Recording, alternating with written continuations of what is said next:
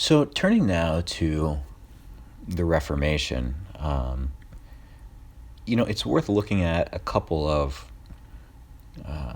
things you might consider precursors to the Reformation before, jumping right into Martin Luther. I think that, and I'm going to be brief here too. I think I'm saying about something about how I'm going to be brief at the beginning of all of these talks because there's really so much that can be said about all of this. And so hopefully this is helpful to give you some sense of these developments. And then what Vidmar adds in his text will kind of complete the picture. But if something's not clear, please do flag it so we can talk about it. As far as precursors to the Reformation, we've seen some of these already in the sense of popular religion that existed. We just said that the Renaissance was a time of maybe some increased optimism and some sense that this life is good, but that was very much a phenomenon for the elite in society, for the upper class, the 1%. And for a lot of people, life was still incredibly difficult and hard and trying. And so popular religion before the Reformation tended to reflect those concerns.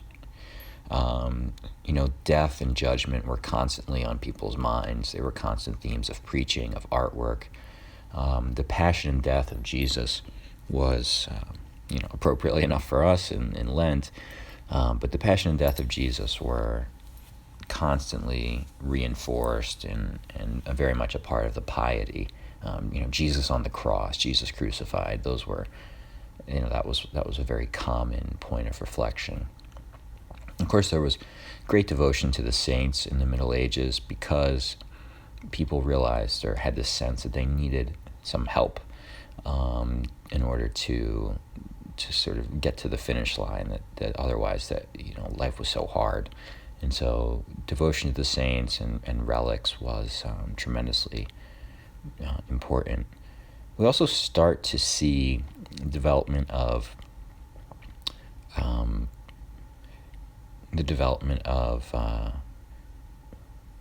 what's called confraternities, and some of you may be familiar with that.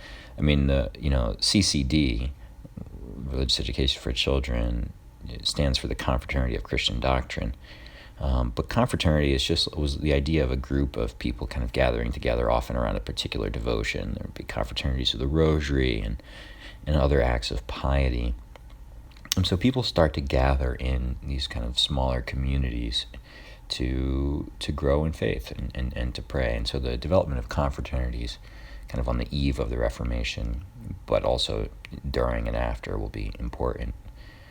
There are certain kind of religious currents that also were present. The mysticism of someone like Catherine of Siena, so I'm sure many of you are familiar with, going through the stages of spiritual development. That was attractive to some people. But also important was what was known as the Devotio Moderna, it's intuitive what it means, modern devotion. A group associated with the Devotio Moderna was known as the Brethren of the Common Life, and Gerhard Grota was one of the key figures there, and ultimately Thomas à Kempis and his Imitation of Christ is probably the best illustration of the Devotio Moderna. I'm just kind of giving you some of this information to fill in the gaps, and because it deserves to be mentioned. I don't want to go too much into it. The Devotio Moderna was really focused on kind of helping people live practically in the world as Christians. And if you've read any Thomas à Kempis, you'll see this. It's not too difficult. It's not like an overly challenging work, The Imitation of Christ. But it basically proposes as a sort of a model what the title suggests, that we ought to really think about and pray and reflect on Christ's life, and then put ourselves in those situations and try and imitate and act the way he did, live the way he did. Not to the point of taking, vows of poverty, chastity, and obedience or anything like that, but just in everyday life find ways to kind of be poor in spirit or be poor materially, fast, pray, at regular intervals and in a structured way. It was kind of a practical piety that resulted from the Devotio Moderna. Another, what I'm calling precursor to the Reformation, was the presence of various heresies. We've already mentioned the Cathars and the Waldensians, or the Albigensians or the Waldensians. But there were also some other breakaway groups. The Franciscan spirituals were, a group of Franciscans who really took some of the beliefs of Francis to an extreme position, the renunciation of all goods, and their kind of poverty almost took on a sort of anti-materialism, and that's why they were called the spirituals, because they almost fell into, not all of them, but some of them fell into a kind of dualism where they almost renounced the body and material things in an effort to be, completely poor. The Brethren of the Free Spirit, which kind of sounds like a fun group to be a part of, to be honest, was often, they were connected, I should say, to the Brethren of the Common Life, but again, they took some of the practices of living together and practicing piety a little bit too far. And the Flagellants or Flagellanti, basically in an effort to, there was this idea that you should perform bodily mortifications, a kind of penance of the body.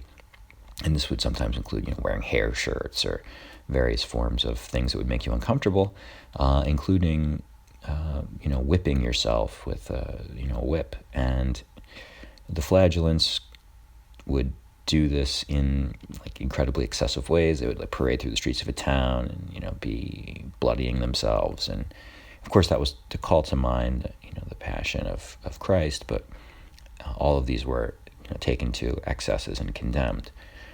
And then the more recent ones, recent in terms of time with the Reformation, the Lollards were the followers of John Wycliffe in England.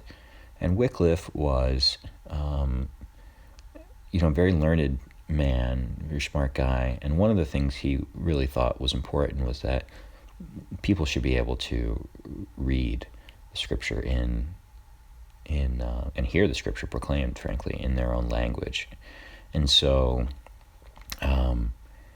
he would translate the Bible into English. But as we've seen, this was not really allowed. And so, eventually Wycliffe is condemned.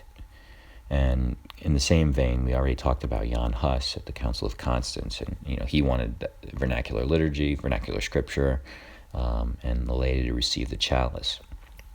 All of these were condemned for either being excesses or kind of rejecting the authority of the church. I think it's worth spending even just a couple minutes kind of mentioning them, even if we're not diving deep into them, because when Martin Luther appears on the scene, there's a way in which he doesn't represent anything that the church feels like it hasn't seen before. It's not a revolutionary idea that the church is in need of reform. It's been said for 2 centuries. People, or more, people have seen the excesses. People have criticized the excesses. The idea that a monk, as we'll see, Luther was an Augustinian monk and priest. The idea that a monk might get carried away and take positions to an extreme was happening all the time. We had the Franciscan spirituals and the Brethren of the Free Spirit. The idea that religion ought to be more accessible, the scriptures ought to be more accessible to lay people, and that was something that the church had already seen. And so, Luther is a particular kind of culmination of a lot of these trends, but not the originator of them. And there's a way in which, in fact, it's precisely because the church feels like, oh, we've seen this all before. We've seen this movie. We know what to do.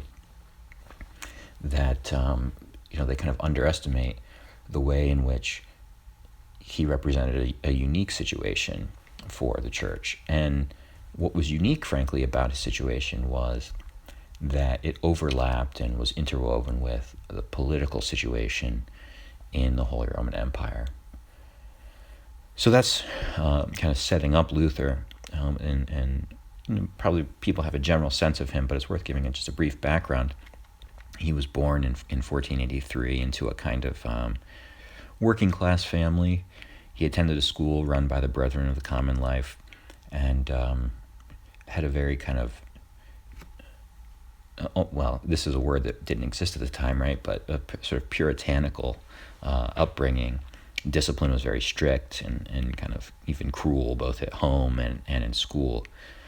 Later in his life, he characterized the image of God he had as a child this way. He said, quote, "From childhood I was so trained that I could not but turn pale and become terrified if I merely heard the name of Christ mentioned, for I was taught only to regard him as a stern and angry judge." So that was his kind of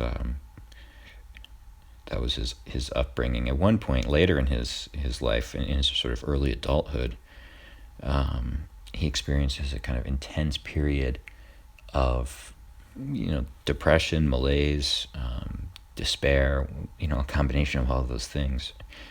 And he writes his favorite prayer was to repeat Jesus' cry from the cross, my God, why have you forsaken me?" So there was a lot of that kind of darkness or emphasis on the negative aspects, if you will, present in his upbringing in his early life. He became very well educated. By the standards of the time, he joins the Augustinian order, and this is probably the result of a near-death experience where, he vows to become a monk. He's caught in a storm, and he vows to become a monk if God spares him. And he was spared, so he honors that vow. He becomes a monk.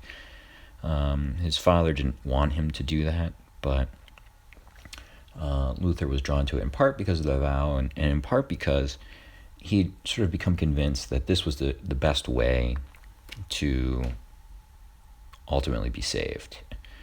He had a very kind of fearful view of God, and so cooperating with the means of salvation provided by the church seemed to him the best way to save his soul.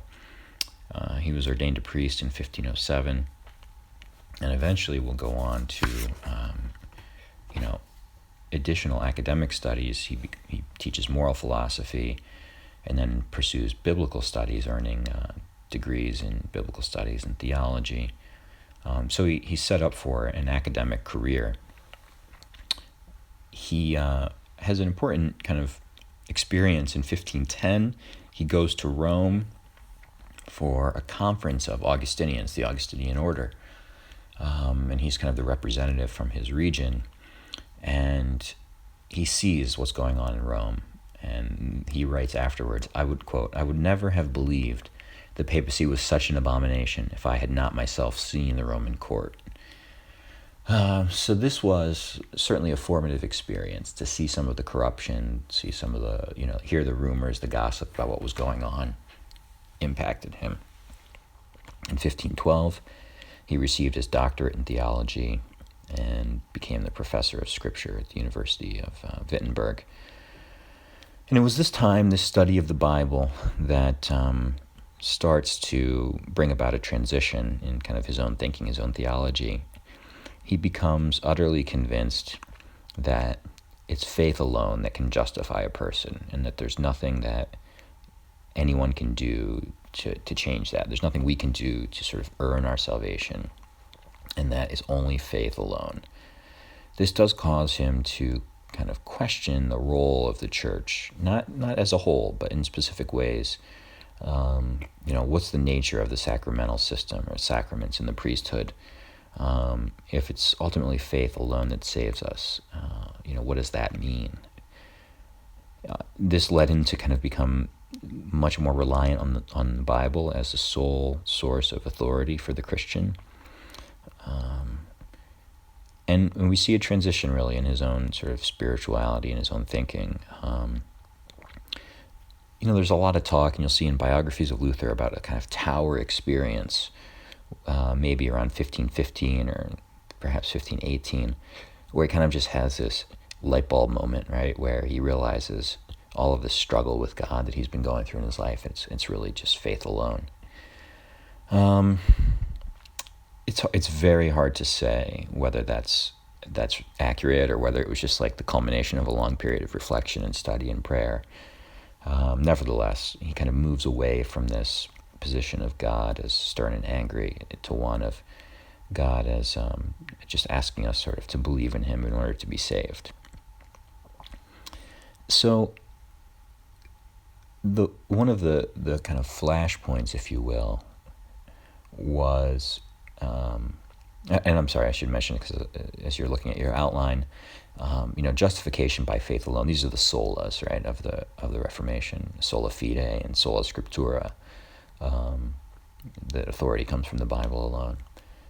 But another way in which Luther really comes to prominence is in his opposition to indulgences. And indulgences were, you might have some sense, a kind of promise of reward in exchange for doing something good, a pious act. The idea was that performing certain things, certain prayers or a pilgrimage or whatever it might be, could earn one. A person could earn an indulgence, which would be the remission of the temporal punishment due to sin. So, the idea was a very sort of justice-based one and almost legalistic, that as we continue to sin, we're sort of piling on additional periods of punishment in order to bring about justice. The more you damage the relationship with God, the more you owe, if you will. And so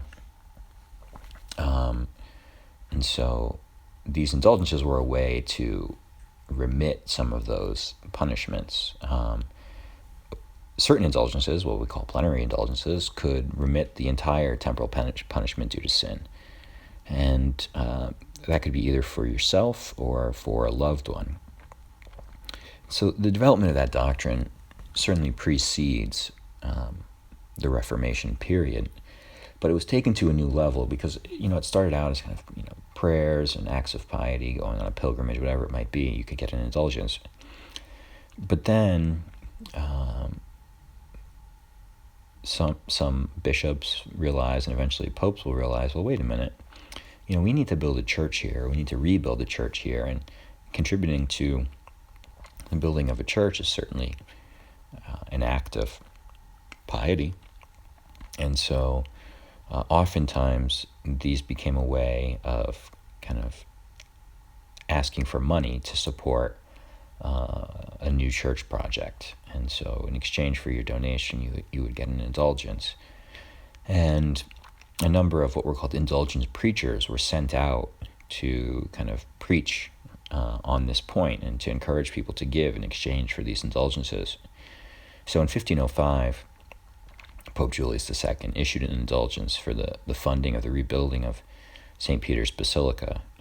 And so a number of preachers kind of start spreading out across Europe, preaching, hey, the Pope needs to build this new St. Peter's, and we need your help, and this is an act of piety, an act of worship, and God will reward you by freeing you or one of your loved ones from the pain of sin and purgatory. And so perhaps the most infamous or one of the most infamous of these indulgence preachers was a Dominican named Johann Tetzel. And he stressed sort of the bigger it was like a direct relationship. So the bigger the donation, the more sins would be, the punishment would be remitted, or you could put extra souls in heaven from purgatory, as well as guarantee your own salvation. And they were very sort of clever about how they did this. They would often sing songs and make it really appealing. One of the jingles was sort of along the lines of, "As soon as the coin in the coffer rings, a soul from purgatory springs." And so this was appealing to people. They were concerned about their loved ones. They were concerned about themselves. And so the opportunity to have some assurance from the church itself, from priests, that this was okay, from the Pope, that this was okay, and this would sort of guarantee them something, was awfully appealing. And I think we can see how this would also be open to tremendous abuse. The problem really was that, for Luther, was that he just couldn't get behind some of the excesses of this practice. He wasn't entirely against the concept of indulgences, but he just thought it was much more limited. He thought, confessors could sort of ask for specific penances, and that would kind of make satisfaction for specific sins confessed, like in a given confession, let's say. But this idea that they could be sort of all-encompassing, he didn't quite buy. And the problem was that, look, if you were going to give money, if you didn't have a lot of means, and you were going to give a lot of money for an indulgence, which would be, pretty economically difficult for you, you wanted some proof. And so, they developed kind of these indulgence papers, almost like receipts that people would receive. You gave this much, and so now, 2 relatives plus yourself are going to heaven or something like that. And Tetzel was preaching about 15, 20 miles outside of Wittenberg, where Luther was teaching. And so people went to hear Tetzel and, gave money for this indulgence. And then they would come back to Luther and sort of just ask him, so this means, this is right, isn't it? This means that we're going to be saved, or that we are saved, or that our grandmother who died a couple years ago is saved, whatever. And Luther, in good conscience, felt like he couldn't say yes, because he was aware of sort of the way in which this was being used to take advantage of people, or kind of abused. So he writes in 1517 to the Archbishop, criticizing the way that indulgences are being preached, and asking him to, do something to combat this. And that will eventually lead to, the famous moment in October 31st of 1517, where he posts the 95 theses on the door of Wittenberg Cathedral to kind of challenge the church on a number of things, including indulgences. It's worth saying, and maybe you've heard this before, the 95 theses, what was the act? Was that like a great act of defiance, nailing them to the cathedral door, really challenging the church? Well, the posting of them, whether they were nailed to the door or not, is even subject to kind of historical debate. But the posting of a number of theses or kind of propositions was an act of kind of initiating an academic debate. And so Luther was seeking to convene, if you will, or at least kind of provoke a discussion, a conversation, a debate about a number of these issues, and whether or not the church needed to re-examine some of this. The 95 Theses were written in Latin. They weren't written in German. So it was not intended to be like this clarion call of revolution for the average person to revolt against the church. He was trying to initiate a theological debate. Nevertheless, the church's response is pretty telling here, and this goes back to what I was saying a bit earlier, which is that it sort of thought it had seen this all before, and so its initial reaction was to treat this as yet another instance of kind of a wayward monk just going too far. And so they tell the head of the Augustinian order to deal with it. That's unsuccessful, but for a while the Pope didn't think it mattered that much. Eventually, seeing that Luther isn't kind of giving in, Luther is called to Rome by Pope Leo X. Luther resists going to Rome, and the reason was actually a pretty good one. He remembered Jan Hus, and he said, well, the last time the church called somebody who was challenging them to come and defend themselves, he ended up a little overdone. And so he didn't want any part of that. Eventually, actually, the Pope agreed to have Luther tried for sort of these provocations in Germany, and he dispatches Cardinal Cajetan, who was one of the great theologians of the church, Dominican, to try Luther's case in Augsburg, Germany. Cajetan goes and doesn't like what Luther's saying, thinks that he's taking some of these challenges to indulgences and papal authority too far, and recommends that Luther go to Rome for further trial. Eventually, this won't happen, though, and there'll be yet another debate with Johann Eck, another Catholic theologian, in 1519. So, honestly, part of the problem is that it's kind of treated as a theological debate where it seemed fairly low stakes.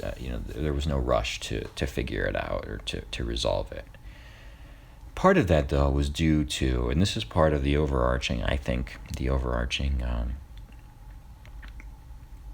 context that we need to consider in understanding the Reformation. There's a really important political development unfolding that impacts everything that's happening in this situation from the Pope's perspective. The Holy Roman Emperor at the time was a guy named Maximilian I, and he was in failing health. So everyone knew that there was going to be kind of a contest to see who would succeed Maximilian as the Holy Roman Emperor. The Pope at the time, Leo X, was very concerned that the King of Spain, Charles V, would succeed Maximilian as Holy Roman Emperor, because through marriage it was possible for him to be Holy Roman Emperor as well. And there was also, this is the Habsburg family, there was also a presence of Habsburg south of the Pope in Sicily. And so there was this great fear on behalf of the Pope that he would be caught in what he called the Habsburg vice, like a vice grip, and that he didn't want the same king, basically ruling him both to his, more or less to his west and to his sort of north or northeast in Spain and then in Germany. And so he thought he would be kind of isolated and in trouble if the King of Spain, Charles V, was able to become Holy Roman Emperor. So who was his preferred candidate was the ruler of Saxony, the region of the Holy Roman Empire, Saxony, a guy named Frederick the Wise. And that also happened to be the region from which Luther hailed. Now, prior to all this kind of developing, Frederick the Wise was somewhat sympathetic to some of Luther's criticisms of the church, because, in a lot of ways, the indulgence preachers weren't really helping the secular rulers. And remember, secular ruler in this context is also a religious ruler. They're prince bishops. And so Frederick the Wise is kind of sympathetic to Luther and willing to more or less support him or protect him. Meanwhile, the Pope has a choice to make, and he can either choose sort of his religious interests and go hard after Luther, which would alienate and offend Frederick the Wise, or he can kind of act in a more politically interested way and basically lay off Luther because he doesn't want to antagonize Frederick the Wise, whom he wants to become the next Holy Roman Emperor, in order to prevent Charles V from becoming both the Holy Roman Emperor and the King of Spain. So if this is confusing, we can definitely talk about it next time, in class. But the point is this: the Pope acts in his political interests instead of his sort of religious interests, if you will. The Pope wants to have the support of Frederick the Wise so that, they can kind of forge an alliance in order to ensure that Frederick the Wise becomes the next Holy Roman Emperor. The Pope needs this to happen in order to thwart Charles V of Spain, who was deeply Catholic and sort of deeply opposed to Luther. I mean, it's no accident the Reformation goes nowhere in Spain. Spain, had come out of this experience of reconquest from Islam, was sort of zealously Catholic, and was not interested in any challenges to the authority of the church. So Charles V had little patience for Luther, and the Pope could have sort of gone after Luther and figured, well, worst case scenario, Charles V becomes Holy Roman Emperor and he'll go after him too. But he wanted to prevent that because he was afraid that his political interests would be threatened by Charles V being both King of Spain and Holy Roman Emperor. So as a result, Leo X kind of lays off, supports Frederick the Wise, who's supporting Luther, and for a time allows the situation to go forward. And that time is, a period of a couple of years in that, this starts at the end of 1517.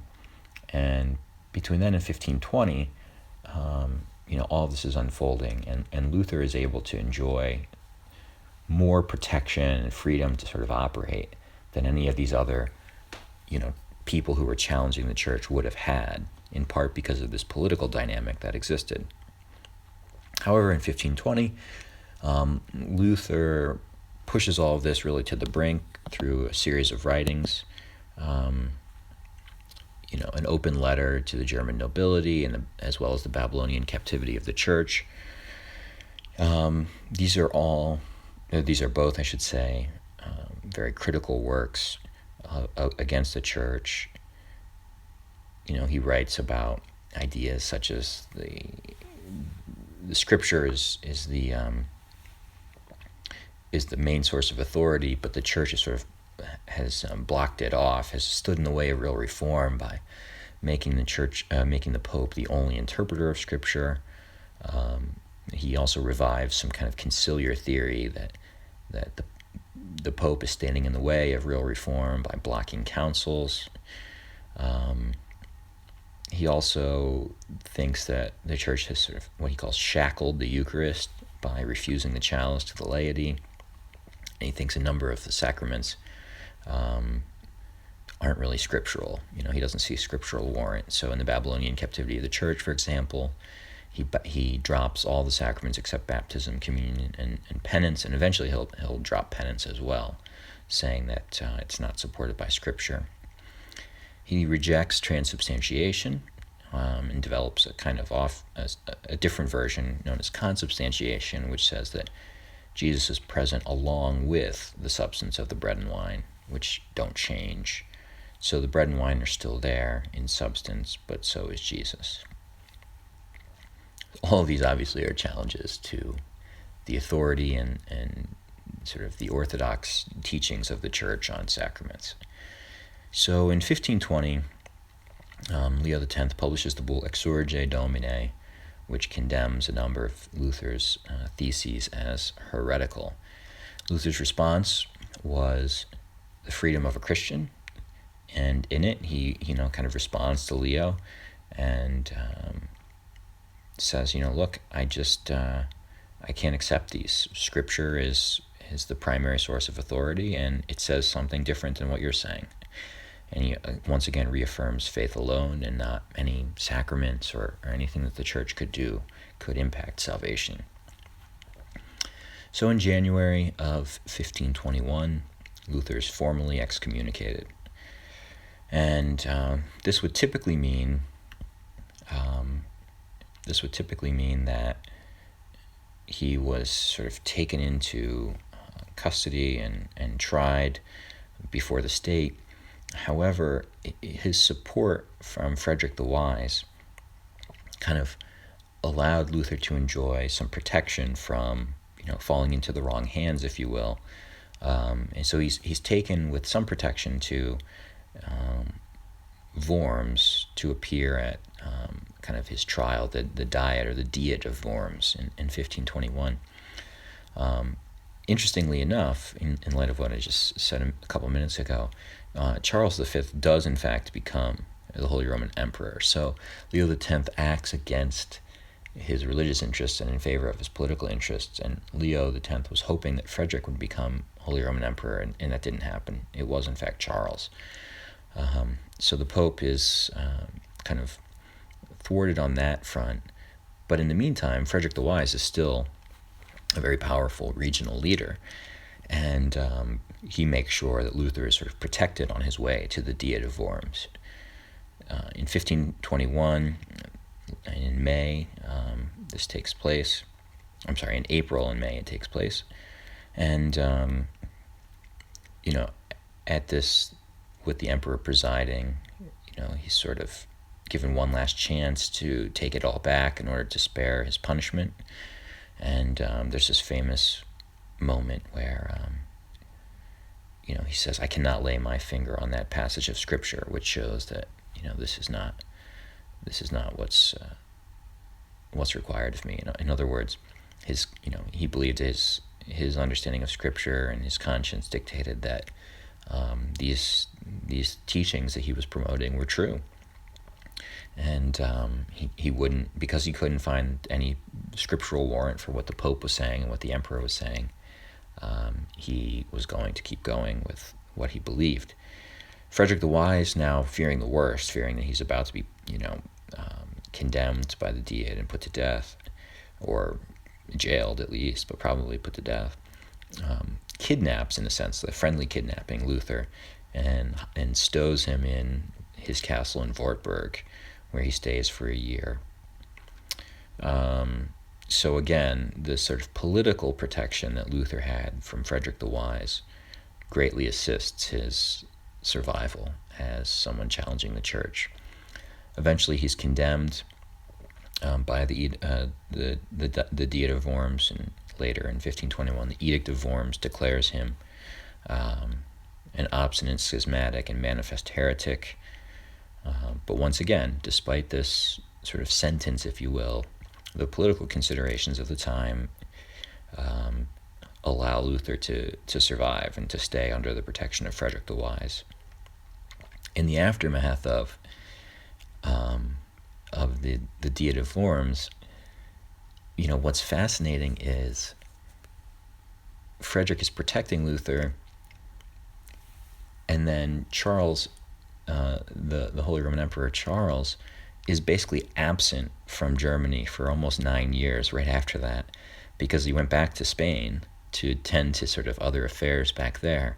So the emperor himself wasn't really present in the Holy Roman Empire, and that allowed Frederick the Wise to continue to protect Luther, and eventually allows Luther a tremendous amount of sort of freedom to operate and to function in Germany. So again, all these political considerations kind of come together in just the right way for him to survive. So I think, in light of the normal flow of questions and answers and taking a break, I think that's where we're going to stop for today, or for this week. Again, we'll sort of summarize and kind of answer any questions you might have before briefly looking at a couple other outgrowths of the Reformation. I should say, just to wrap up Luther, in a sense, like after this protection, from Frederick the Wise, and then Charles goes away, Lutheranism is able to really take hold in Germany. It's tremendously appealing to people.